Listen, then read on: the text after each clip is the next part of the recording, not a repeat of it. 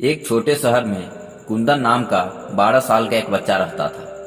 पढ़ने लिखने में वो बहुत अच्छा था और अपनी प्रत्येक कक्षा में वो हमेशा सर्वोच्च स्थान प्राप्त करता था। लेकिन उसका परिवार बहुत गरीब था। कुंदन के पिताजी बहुत मुश्किल से उसकी स्कूल की फीस का इंतजाम कर पाते थे। एक दिन अचानक उसकी माँ की तबीयत खराब हो गई और डॉक्टर ने उन्हें कैंसर बताया।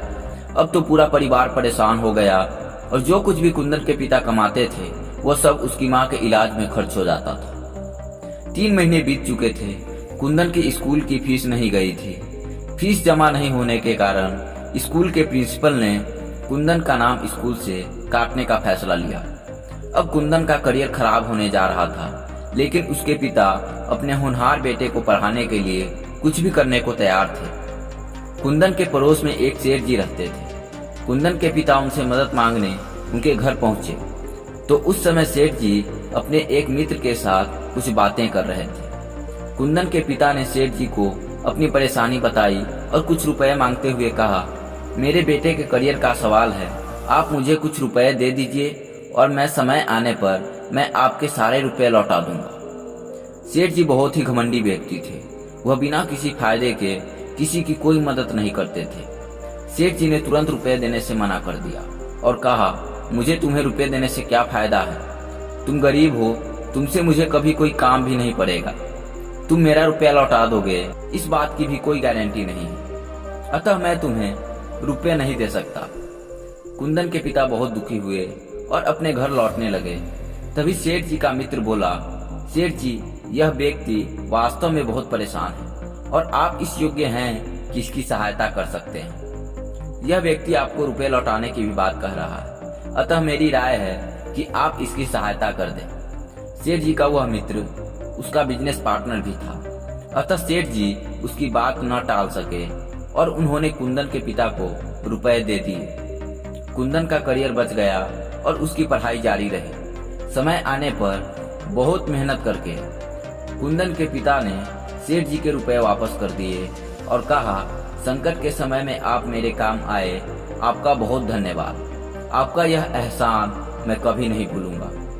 अब इस घटना को बहुत दिन बीत चुके थे और सेठ जी अपना बिजनेस किसी दूसरे शहर में शुरू कर दिए थे। एक दिन अचानक सेठ जी के इकलौते बेटे का एक्सीडेंट हो गया और वह उसे लेकर हॉस्पिटल पहुंचे। उनके बेटे का बहुत खून बह चुका था। डॉक्टर उसका ऑपरेशन करने के लिए ऑपरेशन रूम में ले गए।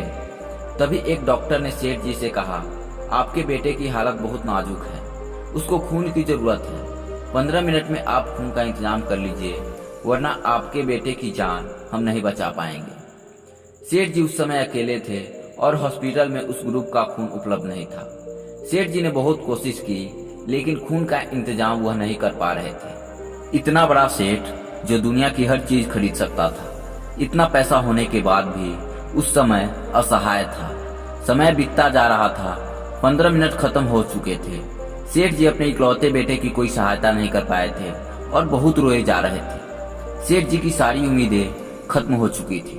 तभी अचानक एक डॉक्टर बाहर आया और सेठ जी से बोला, आपके बेटे को खून मिल चुका है, उसका ऑपरेशन चल रहा है, अब वह ठीक हो जाएगा। सेठ जी उस समय उस डॉक्टर को एकटक देखते रह गए और उनके मुंह से केवल यही शब्द निकले, खून कहाँ से आया, किसने दिया खून?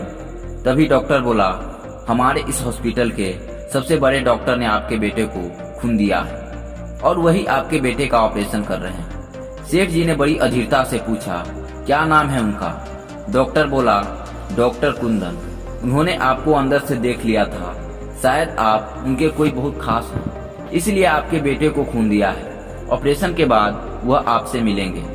यह सुनकर सेठ जी की आंखों से आंसू की धारा बहने लगी। सेठ जी के पास अब कोई शब्द नहीं बचे थे। वह चुप थे और सोच रहे थे कि क्या ऐसा भी होता है। दोस्तों, इस कहानी से हमें बहुत कुछ सीखने को मिलता है। जिंदगी में पैसा ही सब कुछ नहीं होता। आपके द्वारा किए गए परोपकार और सहायता भी जिंदगी में कभी कभी बहुत काम आते हैं।